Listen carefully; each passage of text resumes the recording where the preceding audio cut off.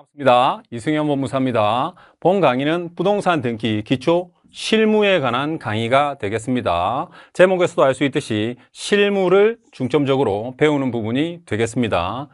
자, 구체적으로 차례 및 주요 내용을 보도록 하겠습니다. 부동산 등기의 이해, 부동산 등기가 과연 뭔지, 무엇을 등기하는지를 보십니다. 다음으로 부동산 등기소와 등기부를 이해합니다. 이러한 부동산 등기를 신청하는 곳과 이러한 신청하는 곳에서 등기부를 어떻게 만들고 생성하고 변경시키는지 보게 됩니다.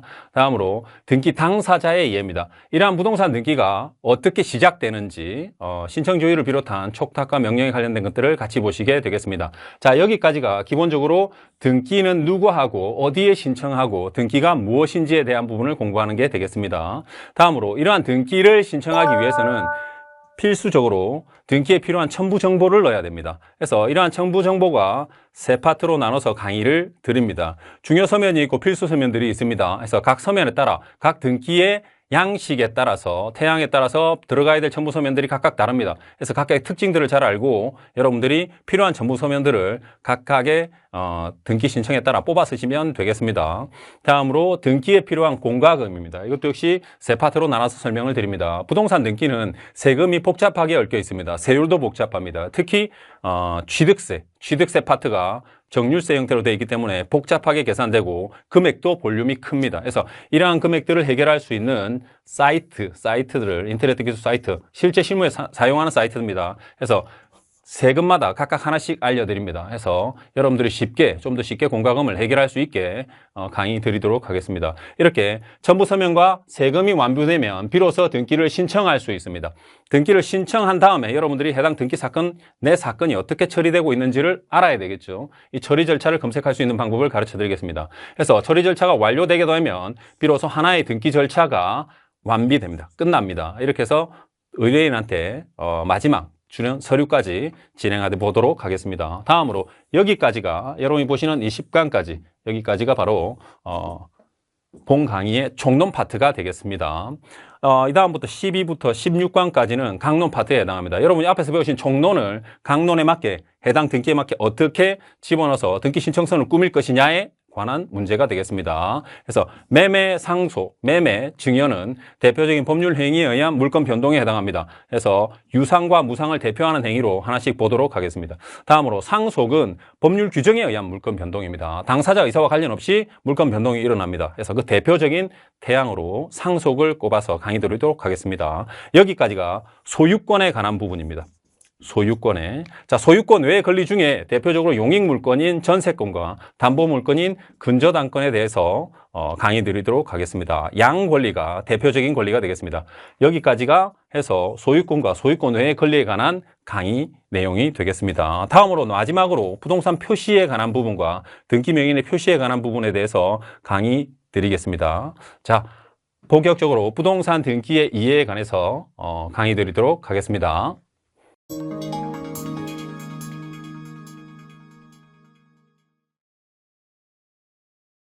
이번 시간은 부동산 등기의 이해에 관해서 강의하도록 하겠습니다. 자, 전체적인 부동산 등기가 뭘 의미하고 그 다음에 부동산 등기의 대상은 무엇이고 그래서 무엇을 등기하고 이러한 등기는 왜 하는지에 관해서 배워보도록 하겠습니다. 첫 번째, 부동산 등기란 무엇인가에 관해서 부동산의 개념을 먼저 풀어보도록 하겠습니다. 부동산은 민법 제99조 1항에서 토지 및 그 정착물을 부동산으로 한다라고 규정하고 있습니다. 다만 정착물 중에 부동산 등기의 대상이 되는 것은 오로지 토지와 건물만을 그 대상으로 하고 있습니다. 자, 이렇게 해서 부동산에 대한 개념을 정립하고 등기란 무엇인가? 등기는 등기부라는 공적 장부에 일정한 사항을 기록하는 것을 등기라고 합니다. 해서 이렇게 앞 글자와 뒷 글자를 따서 우리는 등기라고 합니다. 자, 그럼 부동산 등기를 조합해 보면 토지 및 건물에 관한 일정한 사항을 등기부라는 공적 장부에 기록하는 것, 이게 바로 등기가 되겠습니다. 자, 이렇게 해서 부동산 등기에 대한 기본 개념을 먼저 정확하게 정립하고 이제 이러한 등기를 실행하는 절차인 등기 제도가 왜 생겼는지에 대해서 이해해 보도록 하겠습니다. 일반적으로 부동산 등기를 이해하기 위해 동산과 비교하면 좀 더 개념 설명이 쉽습니다. 첫 번째, 동산 같은 경우 예를 들어 TV나 핸드폰, 여러분이 가지고 다니시는 샤프, 볼펜 이런 것들은 누구의 소유인지 그것을 가지고 있는 사람에 의해서 쉽게 알 수가 있습니다. 누가 지배하고 있는지, 저 사람이 저걸 가지고 있으면 저 사람 소유로 일반적으로 인식하게 됩니다. 그러나 부동산, 즉 위에서 정의한 토지와 건물은 그것이 불가능합니다. 우리가 길거리를 지나다니다가 커피숍을 운영하는 사람을 봤어요. 그러면 그 건물의 직원이 혹은 그 건물의 사장이 혹은 그 건물주가 누구인지 정확히 알기 어렵습니다. 따라서 해당 부동산을 누가 점유하고 있는지 알기 어렵다는 게 바로 동산과 부동산의 결정적인 차이가 되겠습니다. 그래서 부동산을 거래할 때 이러한 거래의 안전을 국가가 신경 써야 됩니다. 그래야 마음 놓고 부동산을 거래할 수 있기 때문에 그렇습니다. 따라서 국가는 등기부라는 공적 장부를 만들어 놓습니다. 만들고 여기에 누가 어떤 부동산에 대한 어떤 권리를, 소유권이면 소유권, 전세권이면 전세권 등 어떤 권리를 가지고 있는지를 기록하여 이를 일반인에게 공시란 널리 알리는 것을 얘기합니다. 누구나 다 접근할 수 있습니다. 그래서 이러한 정보를 널리 공시하는 것, 이것이 바로 부동산의 등기 제도의 취지가 되겠습니다. 자, 그러면 등기 제도 중에서 부동산 등기 외에도 다른 많은 곳에 있어서 이러한 등기 제도를 사용하고 있습니다. 등기 제도는 다른 등기 제도에서도 마찬가지로 공시가 원칙입니다. 첫 번째, 여러분이 앞에서 보고 오신 부동산을 등기한다는 것은 부동산을 공시한다는 것이 목적이 되겠죠. 다음으로 동산, 채권, 담보 등기가 있습니다. 등기는 앞에서 보고 오셨듯이 등기부라는 공적 장부에 일정한 사항을 기록하는 것입니다. 그죠? 따라서 동산과 채권, 담보 등기는 담보권 설정을 하는 데 있어서 동산과 채권을 공시하는 역할을 하는 등기가 되겠습니다. 그래서 부동산 등기와 그 등기의 대상에 있어서 구별이 됩니다. 자, 다음으로 법인 등기입니다. 등기는 역시 마찬가지로 법인에 있어서도 사용되고 있는 제도입니다. 해당 법인에 있어서 먼저 법인이라 함은 자연인 이외의 것으로서 법으로 만들어진 인간을 얘기합니다. 즉 법인격을 법으로 부여하고 이에 의해서 권리 의무의 주체를 되게 하는 것이 바로 법인입니다. 그래서 법인에 관한 등기는 크게 상업등기와 민법법인 등기와 특수법인 등기로 구분할 수 있습니다. 이에 관해 법인에 관련된 일정한 사항을 일반인들한테 공시하는 역할을 하는 것이 법인 등기가 되겠습니다.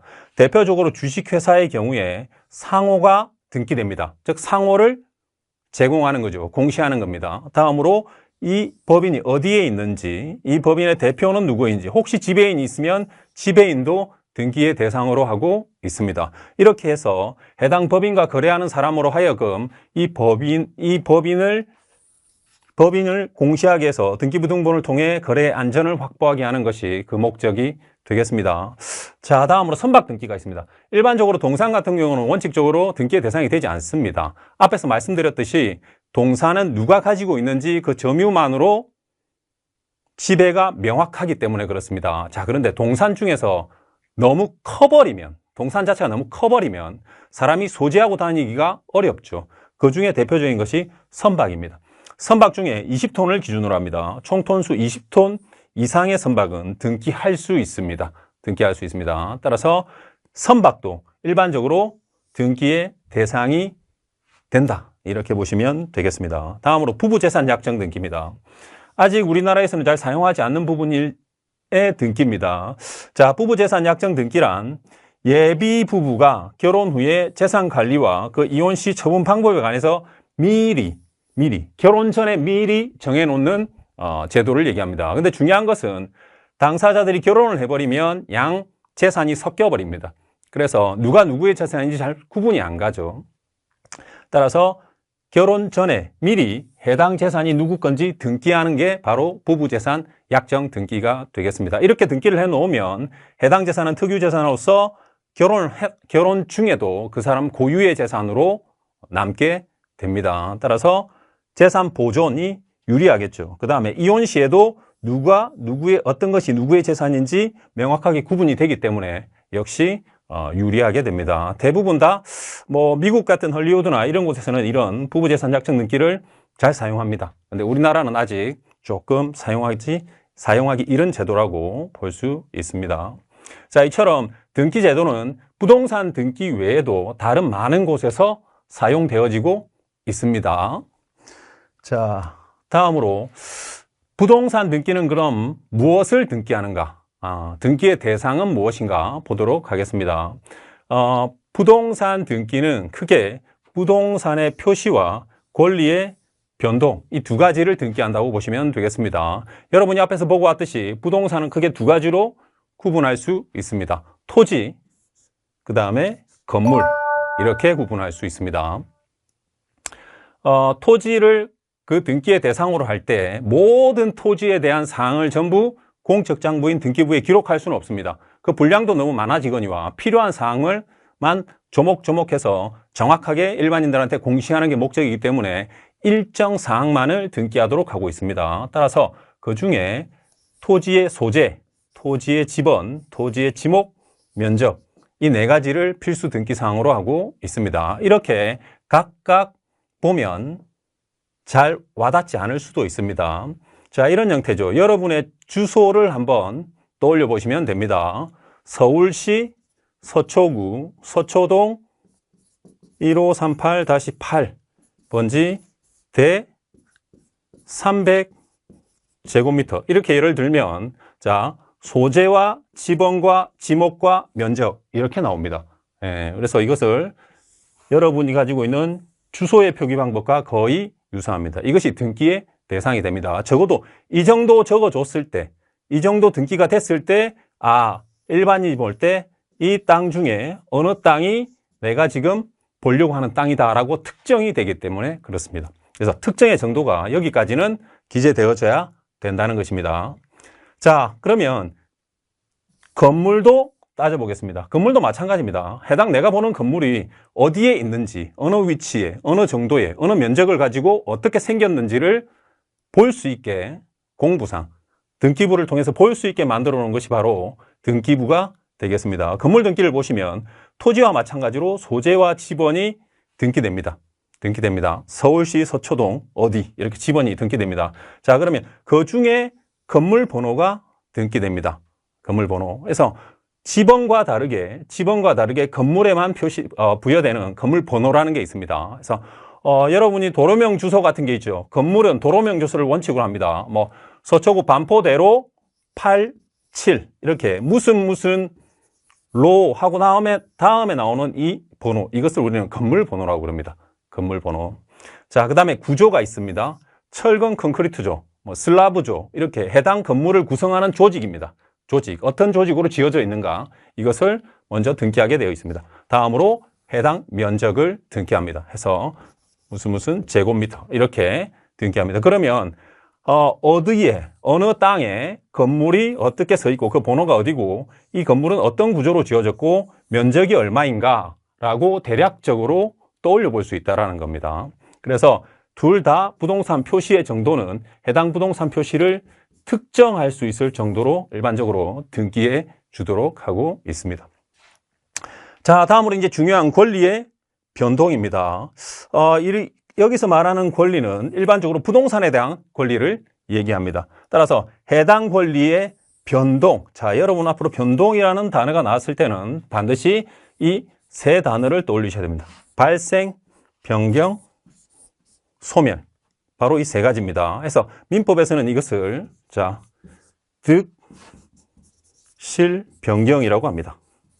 그래서 민법 조문을 좀 보신 분들은 아시겠지만 득실 변경이라는 단어를 한 단어로 사용하고 있습니다. 이것은 곧 해당 권리의 변동을 얘기합니다.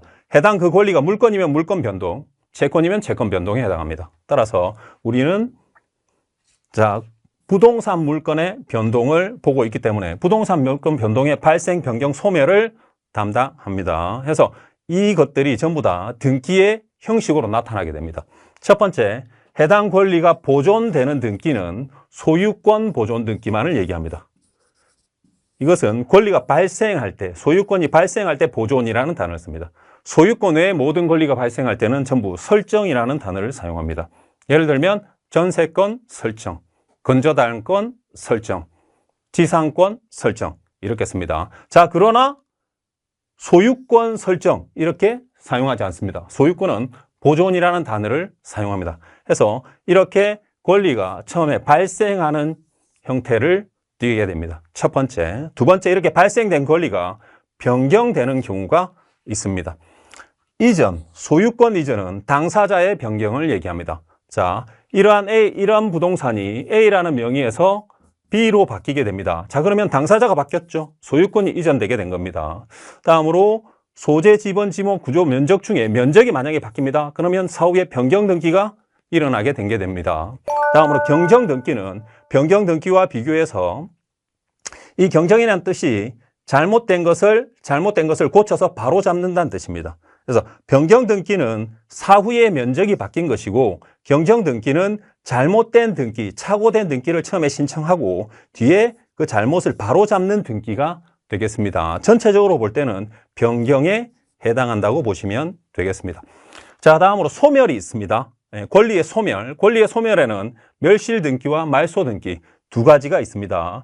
자, 말소 등기는 권리의 말소를 얘기합니다. 권리가 처음에 발생했죠. 이처럼 소유권이나 전세권이나 지상권이나 이런 권리들이 발생했죠. 발생하고 난 다음에 해당 권리가 그 기능을 다하고 말소할 때 등기부상의 말소를 얘기합니다. 말소. 자, 그런데 멸실은 해당 부동산이 만약에 지진이 났다. 그 다음에 해일이 와서 이렇게 덮쳐버렸다 하면 부동산 자체가 없어져 버렸죠. 이렇게. 이때 하는 게 바로 멸실 등기가 되겠습니다. 즉 정리하면 말소는 권리의 말소를 얘기하고 멸실은 부동산 현상의 멸실을 얘기합니다. 그래서 각각 소멸되는 원인이 두 개 있다고 보시면 되겠습니다. 자, 부동산 등기의 대상이 되는 것은 표시와 권리의 변동이 되겠습니다. 꼭 기억해 주셔야 되는 부분이 되겠습니다. 자, 다음으로 부동산 등기의 종류가 있습니다. 자, 부동산 등기는 원칙적으로 물건 부동산, 물건을 그 대상으로 합니다. 그래서 부동산 등기의 종류를 여러분이 보시기 전에 민법 제185조를 먼저 기억해 주셔야 됩니다. 부동산의 물건, 즉 물건은 법률 또는 관습법에 의하는 외에는 임의로 창설하지 못한다 이렇게 돼 있죠. 임의로, 마음대로 창설하지 못한다. 이 말을 바꿔보면 민법의 물건의 종류가 딱 정해져 있다는 뜻입니다. 정해져 있다. 따라서 민법의 물건의 종류는 크게 소유권에 관한 것과 소유권 이외에 관한 것으로 나눠볼 수 있습니다. 그래서 부동산 등기가 가능한 것은 소유권과 소유권 이외의 것 중에 지상권, 지역권, 전세권, 권리진권, 저당권, 건저당권을 포함합니다. 여기까지입니다. 일반적으로. 그럼 임차권은 뭐냐? 임차권은 채권입니다. 채권인데 임차권자를 보호하기 위해서 특별히 민법에서 등기가 가능하도록 채권임에도 불구하고 가능하도록 특별한 민법의 규정을 두고 있기 때문에 등기의 대상으로 할 수 있습니다. 자, 다음으로 이러한 모든 것들은 다 본등기와 가등기로 크게 나눠볼 수 있습니다. 본등기는 여러분이 알고 계시는 등기와 동일합니다. 여러분이 매매를 하고 실제 등기, 소유권 이전 등기를 한다. 전부 본등기에 해당합니다. 전부. 그 다음에 상가를 빌려서 전세를 내고 사업을 한다. 그래서 전세권 등기를 한다. 전부 본등기에 해당합니다. 자, 그런데 가등기는 부동산 물건에 해당하는 권리에 여러분이 보셨던 이런 권리들, 권리의 설정, 이전, 변경, 소멸의 청구권을 보전하기 위해 하는 예비 등기에 해당합니다. 즉, 좀 어렵죠. 예, 말 자체가 좀 어렵습니다. 그래서 다른 말로 이것은 예약 등기다 이렇게 보시면 됩니다. 예약 등기. 무슨 말이냐? 여러분이 뭐 휴가를 갈 때 호텔을 예약합니다. 그죠? 네, 예약입니다. 그 다음에 여러분이 KTX나 뭐 이런 것들 예약할 때도 있죠. 그죠? 이것도 역시 예약입니다. 그래서 예약은 우리 실생활에 많이 사용되고 있습니다. 자, 그런데 등기도 예약이 가능하단 말이죠. 네, 이러한 등기들을 미리 하겠다고 예약해 놓는 것이 가등기입니다. 가등기. 그래서 우리는 이것을 예비 등기라고 부르기도 합니다. 그래서 여러분들은 예약과 같다. 등기의 예약이다. 이렇게 생각해 주시면 되겠습니다. 다음으로 소유권에 관한 등기와 소유권 외에 관한 등기도 나눌 수 있다고 했는데 소유권에 관한 등기는 크게 소유권 보존 등기, 소유권이 태어나는 등기라고 말씀드렸죠. 권리의 발생과 관련이 있다. 그래서 이러한 보존은 소유권에만 사용합니다. 소유권에만. 밑에 보시면 아시겠지만 지상권, 지역권, 전세권 이런 권리들이 처음에 태어나는 것은 공이 설정이라는 단어를 쓰고 있습니다. 설정. 그죠? 그래서 보존은 오로지 소유권에만 사용한다. 이렇게 보시면 되겠습니다. 자, 소유권 보존 등기에서는 여러분이 앞에서 보셨듯이 토지와 건물, 구분 건물도 건물이죠. 이렇게 토지와 건물에 있어서 발생할 수 있습니다. 부동산을 정의하고 왔을 때 토지 건물만 등기의 대상으로 한다고 말씀드렸죠. 그처럼 소유권 보존 등기는 토지와 건물에서만 나타날 수 있습니다. 다음으로 소유권 이전 등기부터는 변동에 해당합니다. 변동. 여러분이 앞에서 보셨듯이 이러한 변동의 원인은 크게 법률 행위에 의한 물권 변동과 법률 규정에 의한 변동. 크게 두 가지로 나눌 수 있습니다. 법률 행위와 법률 변동은, 법률 규정은 법률 용어입니다. 그래서 잘 이해가 안 가실 수 있습니다. 자, 법률 행위란 예를 들어서 매매를 얘기합니다. 매매. 여러분들이 사고, 팔고 하는 행위가 들어와 있죠. 그죠? 이것을 우리는 매매라고 그럽니다. 매매. 이 두 개의 의사의 합치가 있었을 때 계약이 형성됩니다. 계약이 형성되고 계약의 효력이 발생하죠. 그죠? 이것이 매매입니다. 그래서 이것을 우리는 법률 행위라고 그럽니다. 행위. 이렇게 되면 당사자가 의혹한 대로, 생각한 대로, 마음먹은 대로 법률 효과가 발생합니다. 이게 법률 행위입니다. 자, 그런데 법률 규정이 있습니다. 법률 규정. 대표적으로 상속이 이에 해당합니다. 자, 상속을 통해서 만약에 피상속인이 돌아가셨어요. 그래서 그분이 가진 부동산을 내가 상속인들이 상속받습니다. 근데 그것은 당사자가 의혹한 게 아닙니다. 당사자가 의도한 게 아니죠. 예. 사람이 자연사에서 소유권이 넘어와 버린 경우죠. 그죠? 그래서 이런 경우에 당사자가 의혹하지도 않고 어떠한 계약도 체결하지 않았는데 법률 규정으로 민법에서 바로 소유권을 이전시켜 버립니다. 언제? 민법상 피상속인의 사망 시에 소유권이 이전되는 것으로 해놓고 있습니다. 그래서 이런 경우에 우리는 법률 규정에 의해서 물권, 즉 물권 중에 소유권이 움직였다, 이전 등기한다 이렇게 말합니다. 그리고 그러한 등기를 실제 실행하는 것을 소유권 이전 등기라고 합니다. 그래서 크게 소유권에 관한 등기에 대한 이전 등기는 이 두 원인에 의해서 발생할 수 있습니다. 자, 나머지 소유권 외에 관한 등기들은 공이 여기 보시면 아시겠지만, 자, 설정, 이전, 변경, 말소라는 권리의 발생과 변경, 소멸 절차를 거치는 등기를 다 담고 있습니다. 그래서 어디를 가든 여러분이 어떤 등기를 하든 간에 전부 이러한 물권 변동의 원인 안에서, 권리 변동의 원인 안에서 전부 다 등기가 이루어지고 등기의 목적이 정해지게 되어져 있습니다. 임차권도 마찬가지입니다. 설정 채권이지만 이전, 변경, 말소 등기가 가능합니다. 자, 이렇게 해서 등기의 종류를 끝내고, 자, 부동산 등기의 효력, 즉 왜 부동산 등기를 하는지를 검토해 보도록 하겠습니다. 부동산 등기, 사실 매매를 통해서 매매 계약을 하고 잔금을 치르는 데까지만 하더라도 부동산 같은 경우는 많은 돈이 듭니다. 예, 인간이 만든 재화 중에 부동산이 가장 단위가 큰 거래 대상이기 때문에 그렇습니다. 자, 그런데 그렇게 많은 돈을 들이고도 또 왜 등기를 해야 될까요? 왜? 등기를 하는데도 수천에서 작게는 수백에서 많게는 수천, 수억 가지 등기 비용이 듭니다. 그런데 사람들은 왜 이렇게 등기를 해야 되는지 그 기본적인 이유를 여기서 보도록 하겠습니다. 자, 첫 번째, 등기의 효력은 부동산 등기이기 때문에 첫 번째, 공시하는 효력이 있습니다. 이번 시간 맨 첫 번째 부동산 등기 제도를 하면서 설명을 드렸죠. 왜 공시하냐? 자, 소유권자가 해당 물권을, 자, 물권은 물건에 대한 권리를 얘기합니다. 이게 줄임말입니다. 그래서 집이라는, 부동산이라는 물건을 지배할 수 있는 권리를 바로 물권이라고 그러고, 이것을 배타적으로, 절대적으로 지배할 수 있어야 됩니다. 내 거기 때문에 실제 그게 소유의 개념입니다. 자, 근데 문제는 뭐냐면 이게 관념적이라는 겁니다. 머릿속에만 있어요. 머릿속에만. 현실적으로 이걸 보장해 줄 수 있는 제도가 필요합니다. 그게 바로 등기입니다. 등기를 통해서 바로 해당 물건에 대한 배타적, 절대적 지배를 구현합니다. 실체. 해서 등기부 등본을 여러분이 떼봤을 때 등기부 등본에 이 부동산이 갑거다라고 되어 있으면 우리 국민 누구나 전부 다 이 사람을 소유자로 인정합니다. 해당 집에 대한.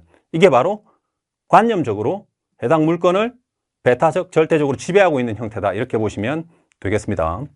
자, 두 번째, 해당 부동산 물건을 취득하기 위해서 등기를 합니다. 왜? 민법 제186조에 보면 부동산 물건 변동의 효력은 부동산에 관한 법률 행위로 인해서 물건의 득실 변경, 자, 득실 변경이 나왔죠? 발생 변경 소멸을 얘기합니다. 등기하여야 그 효력이 생긴다. 이렇게 돼 있죠. 등기하여야 효력이 생깁니다. 즉, 갑이라는 사람이 해당 부동산을 을한테 팔았습니다. 그러면 을은 해당 부동산에 대한 잔금을 다 치렀다 하더라도 부동산에 대한 소유권을 취득하기 위해서는 반드시 등기하여야 소유권을 가져갈 수 있다는 얘기입니다. 그래서 반드시 등기를 요구하고 있다. 민법 제186조에서 등기를 요구하고 있기 때문에 소유권을 취득하려면 반드시 등기를 해야 된다. 따라서 실제 매매를 할 때 계약하고 중도금을 내고 잔금을 지급한 그날 일반적으로 소유권 이전 등기 절차가 실행됩니다. 잔금 지급하고 소유권 이전 등기 절차 사이에 이렇게 시간적 텀이 있으면 이 사람은 소유권에 공백이 생기게 됩니다. 그래서 불안해지게 되죠. 왜? 잔금은 수억을 다 줬으니까 이미. 그동안에 소유권을 확보하지 못합니다. 불안해지죠, 지위가. 그래서 반드시 잔금 지급일 날 해당 등기가 실행되어져야 됩니다. 그리고 여기 민법 제211조가 있죠. 211조. 해당 물건을 지배하기 위해 배타적 절대적으로 지배한다는 말씀을 드렸습니다. 그런데 그것에 대한 내용이 민법에 있습니다. 바로 211조가 되겠습니다. 해당 소유권에 대한 내용을 담고 있습니다. 소유자는 법률이 정하는 범위 내에서 그 소유물을 사용, 수익, 처분할 수 있다. 이렇게 돼 있죠. 배타적으로, 절대적으로 해당 부동산을 사용, 수익, 처분할 수 있는 권리를 가지는 것이 바로 소유권의 기본 본질이 되겠습니다. 이것을 확보하기 위해서 공시되어져야 된다는 겁니다. 즉 등기가 필요하다는 개념이 되겠습니다. 자, 세 번째, 처분하기 위해 등기가 필요하다. 이겁니다. 민법 187조를 보도록 하겠습니다. 여러분이 앞에서 보신 186조가 물건 변동의 원칙 조문이라면 이것은 예외 조문이 되겠습니다. 왜 예외냐? 등기를 요하지 아니하는 부동산 물건 취득이라고 돼 있죠. 제목을. 자, 여기 보시면 상속 공용징수 판결 경매 기타 법률 규정에 의한 물건 변동이죠. 법률 규정에 의한 부동산에 관한 물건의 취득은 등기를 요하지 아니한다 이렇게 돼 있죠. 여러분이 앞에서 보신 187조는 자, 잠깐 보시면 186조는 등기를 하여야 물건 변동이 생긴다 이렇게 돼 있단 말이에요. 이게 원칙 조문입니다. 원칙. 자, 그런데 왜 그러면 187조에 이런 등기 없이 물건 변동이 되게 만들어 놨을까요? 그것은 186조를 정면으로 관철시킬 수 없기 때문에 현실상 186조를 적용할 수 없기 때문에 어쩔 수 없이 여기에 187조라는 예외 조문을 만들었습니다. 상속을 예로 들어보겠습니다. 상속을 예를 들면 피상속이나 사망으로 상속이 개시됩니다. 개시되고 바로 소유권이 상속인한테 이렇게 이전해버립니다. 어떠한 물건 행위도 필요 없습니다. 바로 이전해버립니다. 자, 그에 비해 매매는 사고, 팔고 해서 공동으로 소유권 이전 등기를 해야만 물건을 취득할 수 있습니다. 자, 이걸 그대로 여기에 적용시켜 보면 피상속인과 상속인이 공동 등기를 해야 된다는 문제가 생깁니다. 그런데 상속 같은 경우는 피상속인이 이미 돌아가셨죠. 그래서 공동 상속이 불가능합니다. 공동 신청이 불가능합니다. 그래서 어쩔 수 없이 여기 부동산에 관한 물건의 취득은 등기를 요하지 않게 만들어 두고 있습니다.